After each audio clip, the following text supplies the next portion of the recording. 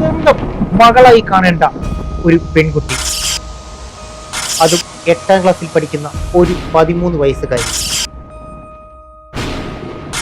അവളെ അമ്മയുടെ സഹോദരി പലർക്കുമായി കാഴ്ചവെക്കുകയാണ്. ഒടുക്കം ആ പെൺകുട്ടി എയ്ഡ്സ് ബാധിച്ച് ഹോസ്പിറ്റലിൽ മരണപ്പെടുന്നു. കേരളം മുഴുവൻ ചർച്ചയായ സ്വന്തം അമ്മയുടെ സഹോദരിയെ പോലും വിശ്വസിക്കാൻ സാധിക്കില്ലല്ലോ എന്നുള്ള ചിന്ത ഓരോ മാതാപിതാക്കളുടെയും മനസ്സിലേക്ക് വന്ന ഒരു കേസിന്റെ കഥയാണ് ഇന്ന് നിങ്ങളോട് എനിക്ക് പറയുവാനുള്ളത്.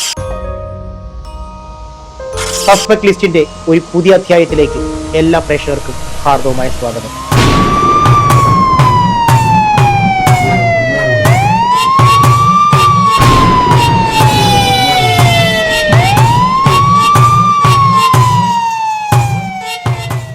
പഠനശേഷം ഒരു നല്ല ജോലിക്ക് മുൻപേ ഒരു കേബിൾ ടി വി ഞാൻ ജോലി ചെയ്യുന്ന സമയമാണ്.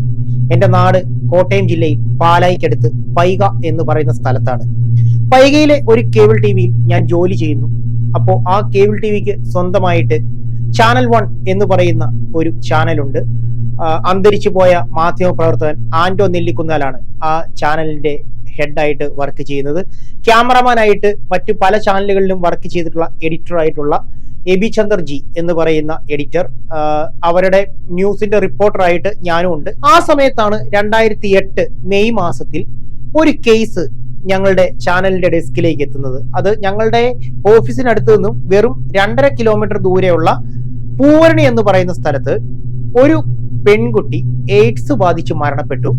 അവളുടെ അമ്മ ഇതുപോലെ പോലീസ് ഉദ്യോഗസ്ഥരുടെ അടുത്ത് തന്റെ സഹോദരി തന്റെ മകളെ മറ്റു പലർക്കുമായി കാഴ്ചവെച്ചു എന്ന് പറഞ്ഞുകൊണ്ട് ഒരു പരാതി കൊടുത്തു എന്നുള്ള വിവരത്തിന്റെ അടിസ്ഥാനത്തിലാണ് ഞങ്ങൾ പൂവരണി മഹാദേവ ക്ഷേത്രത്തിനടുത്തുള്ള ഒരു കോളനിയിൽ ഈ പെൺകുട്ടിയുടെ വീട്ടിലേക്ക് ചെല്ലുന്നത്. പക്ഷേ ഈ പെൺകുട്ടിയുടെ മാതാപിതാക്കൾ ഞങ്ങളോട് എന്തെങ്കിലും കാര്യങ്ങൾ പറയുവാനോ അല്ലെങ്കിൽ ഈ കേസിൽ എന്താണ് സംഭവിച്ചത് എന്ന് ഞങ്ങളോട് പറയുവാനോ തുനിഞ്ഞില്ല എന്ന് മാത്രമല്ല, ഞങ്ങളുടെ ക്യാമറയ്ക്ക് മുന്നിൽ വരുവാൻ പോലും ആ മാതാപിതാക്കൾ തയ്യാറായില്ല എന്നുള്ളതാണ് സത്യം. എന്താണെങ്കിലും അതിനുശേഷം ഈ കേസ് പിന്നെ വളരെ പെട്ടെന്ന് തന്നെ മുഖ്യധാര മാധ്യമങ്ങൾ ഏറ്റെടുക്കുകയും വലിയ രീതിയിൽ കേരളത്തിലേക്ക് ഈ ഒരു ന്യൂസ് ചർച്ചയാവുകയും ചെയ്യുകയാണ്. പക്ഷെ അപ്പോഴും ആരൊക്കെയാണ് ഇതിലെ പ്രതികൾ എന്ന് പുറം ലോകത്തിന് അറിയില്ല. അമ്മയുടെ സഹോദരിയായിട്ടുള്ള ഈ പറഞ്ഞ പെൺകുട്ടിയുടെ അമ്മയുടെ സഹോദരിയായിട്ടുള്ള ലിസിയാണ് ഇതിലെ 1ാം പ്രതി. കൂട്ടുപ്രതികൾ പലരുമുണ്ട്. പക്ഷേ അതിനൊക്കെ മുൻപ് തന്നെ കേരള പോലീസ് ഈ പെൺകുട്ടിയുടെ കാമുകൻ എന്ന് പറയുന്ന കാഞ്ഞിരപ്പള്ളി സ്വദേശിയായിട്ടുള്ള ഒരു 19 വയസ്സുകാരനെ അറസ്റ്റ് ചെയ്യുകയും അവൻ ഈ കേസിൽ പ്രതിയാണ് എന്നുള്ള രീതിയിൽ മാധ്യമങ്ങൾ വാർത്ത പരത്തുകയും ചെയ്യുന്നു. എന്താണെങ്കിലും 19 വയസ്സുള്ള ഒരു പയ്യന്റെ ജീവിതം വരെ ഈ ഒരു കേസിൽ കുരുക്കിൽപ്പെടുകയാണ്. എന്താണെങ്കിലും അന്വേഷണം തകൃതിയായിട്ട് മുന്നോട്ടേക്ക് പോകുന്നു. പ്രതികളെന്ന് സംശയിക്കുന്നവരൊക്കെ ഒളിവിലാണ്. ലിസി അടക്കം ഒളിവിലാണ്. വൈകാതെ ലിസി പിടിയിലാവുകയാണ്.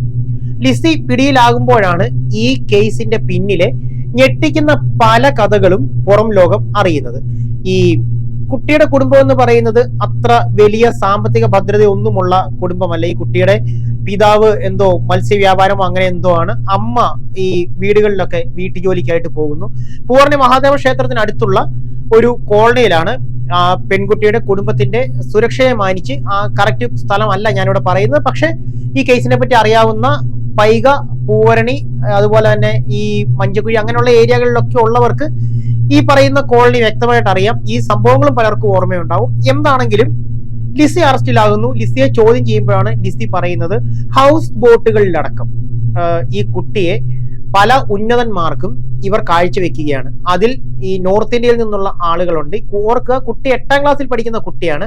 വൈകാതെ ഈ കുട്ടി തളരുന്നു. ഈ കുട്ടി മാതാപിതാക്കളോട് ഒന്നും പറയുന്നില്ല.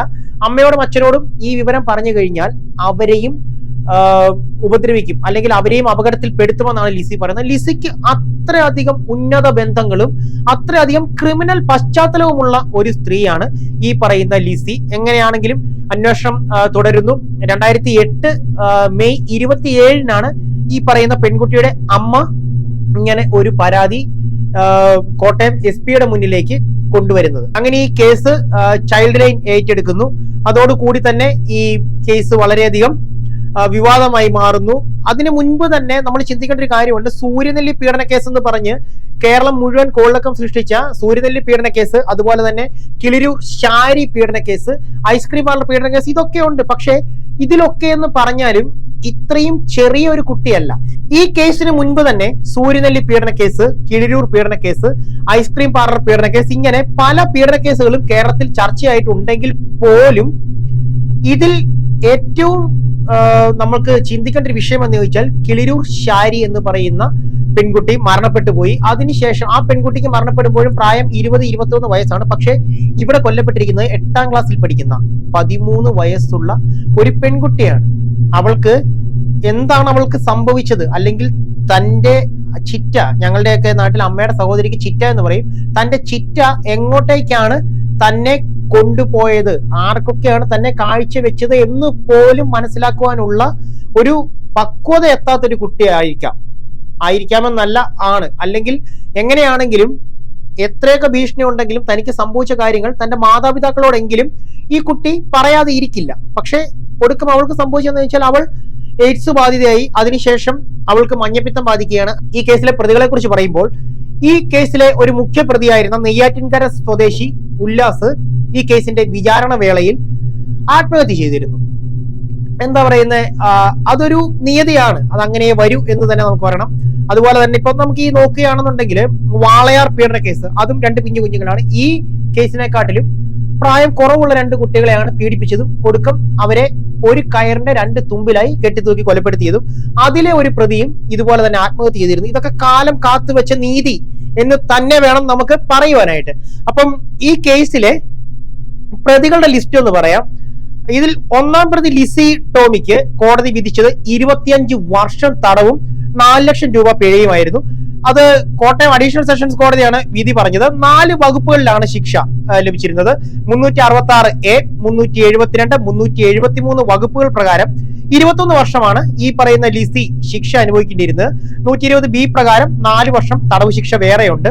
2ാം പ്രതി തീക്കോയ് സ്വദേശി വടക്കേൽ ജോമിനി, അതുപോലെ തന്നെ 3ാം പ്രതി പൂഞ്ഞാർ ചങ്ങനാരിപ്പറമ്പിൽ ജ്യോതിഷ്, 5ാം പ്രതി കൊല്ലം തൃക്കരുവ ഉത്രട്ടാതി വീട്ടിൽ സതീഷ് കുമാർ എന്ന അച്ചായൻ എന്നിവർക്ക് 6 വർഷം തടവും 1 ലക്ഷം രൂപ പിഴയുമാണ് ശിക്ഷ വിധിച്ചത്. ഞാൻ പറഞ്ഞു, 4ാം പ്രതിയായ പൂഞ്ഞാർ തെക്കേക്കര കൊട്ടാരംപറമ്പിൽ തങ്കമണി, 6ാം തൃശൂർ പറക്കാട്ട് കിഴക്കുംപുറത്ത് രാഖി എന്നിവർക്ക് 4 വർഷം തടവും 25,000 രൂപ പിഴയുമാണ് വിധിച്ചിട്ടുള്ളത്. ഇതിൽ മുഖ്യപ്രതി ലിസി അടക്കം 6 പേർ കുറ്റക്കാരാണെന്ന് കോടതി കണ്ടെത്തി എന്നാണ് നമുക്ക് അറിയാൻ സാധിച്ചത്. പക്ഷെ ഇതിൽ നമുക്ക് നോക്കണം, തങ്കമണി, ലിസി, ജോമിനി, അതുപോലെ രേഖ, ഇവരെല്ലാം തന്നെ സ്ത്രീകളാണ്. ഈ കേസിൽ 8ാം ക്ലാസ്സിൽ പഠിക്കുന്ന ഒരു 13 വയസ്സുകാരിയെ പലർക്കും കാഴ്ച വെച്ചതിനകത്ത് പ്രതികളുടെ ലിസ്റ്റ് നോക്കുമ്പോൾ 1ാം പ്രതിയും 6ാം പ്രതിയും 3ാം പ്രതിയും എല്ലാം തന്നെ സ്ത്രീകളാണ്. ലിസി, തങ്കമണി, രേഖ, അതുപോലെ തന്നെ ഈ പറയുന്ന ജോമിനി. അപ്പം ഇതില് നമ്മൾ ചിന്തിക്കേണ്ടത് ഇവർക്കും ഒരു കുടുംബമില്ലേ എന്നുള്ള ഒരു ചിന്ത നമുക്ക് ഇവിടെ കടന്നു വരേണ്ട ഒന്നാണ്. കാരണം ഇവർക്കും പെൺമക്കൾ ഉണ്ടായിരുന്നിരിക്കാം. സ്വന്തം മക്കളുടെ ദേഹത്ത് ഒരാൾ കൈവച്ചാൽ ഇവർക്ക് ക്ഷമിക്കാൻ സാധിക്കുമോ? അതിൽ ലിസി എന്ന് പറയുന്ന സ്ത്രീ കൊല്ലപ്പെട്ട പെൺകുട്ടിയുടെ അമ്മയുടെ സഹോദരി, അതായത് അമ്മയുടെ സ്വന്തം സഹോദരിയാണ്, വകയിലുള്ളതല്ല. അപ്പോ നമ്മൾ ചിന്തിക്കേണ്ടത് എന്തെന്ന് ചോദിച്ചു കഴിഞ്ഞാല്, അമ്മയുടെ അനിയത്തി എന്ന് പറഞ്ഞാലും അമ്മ തന്നെയാണ്. ചിറ്റമ്മ, ഞങ്ങളുടെയൊക്കെ ഭാഷയിൽ ചിറ്റ എന്ന് പറയും. ചിറ്റമ്മ സ്വന്തം മകളായി കാണേണ്ട ഒരു പെൺകുട്ടിയെ ഉന്നതർക്ക് മുന്നിൽ കാഴ്ചവെച്ച് പണം സമ്പാദിക്കുക, ഒടുക്കം ആ പെൺകുട്ടി എയ്ഡ്സ് എന്ന് പറയുന്ന മഹാമാരിക്ക് മുന്നിൽ തളർന്ന് മഞ്ഞപ്പിത്തം എന്ന് പറയുന്ന രോഗത്തിന്റെ പേരിൽ മരണത്തിലേക്ക് കീഴടങ്ങുക. അതിന്റെ പേരിൽ ഒരു 19 വയസ്സുകാരൻ പോലീസിൽ നിന്നുള്ള ക്രൂരമായ പീഡനങ്ങൾ ഏറ്റുവാങ്ങുക. മാധ്യമങ്ങൾ അവനെ പ്രതി എന്ന രീതിയിൽ ഉയർത്തി കാണിക്കുന്നു. അതിനുശേഷം അവൻ പ്രതിയല്ല എന്ന് കണ്ടെത്തിയെങ്കിൽ പോലും അവന്റെ കുടുംബം അനുഭവിച്ച മാനക്കേടിന്, വേദനയ്ക്ക് പകരമാവില്ല. നമ്മളുടെ കുഞ്ഞുങ്ങൾ അവർ ഈ ലോകത്ത് സുരക്ഷിതരാണോ എന്നുള്ള ഒരു ചോദ്യം ഉയരുമ്പോൾ അല്ല എന്ന് തന്നെ നിസ്സംശയം പറയേണ്ടി വരും. അതിന് ഉത്തമ ഉദാഹരണങ്ങളാണ് ഈ പറയുന്ന പൂവരണി പീഡന കേസും അതുപോലെ തന്നെ സ്വന്തം വീടിനുള്ളിൽ കൊല ചെയ്യപ്പെട്ട വാളയാറിലെ പെൺകുട്ടികളും. പുതിയൊരു കഥയുമായി വീണ്ടും കാണുന്നതുവരേക്കും എല്ലാവർക്കും നല്ലൊരു ദിനം നേരുന്നു. Good bye.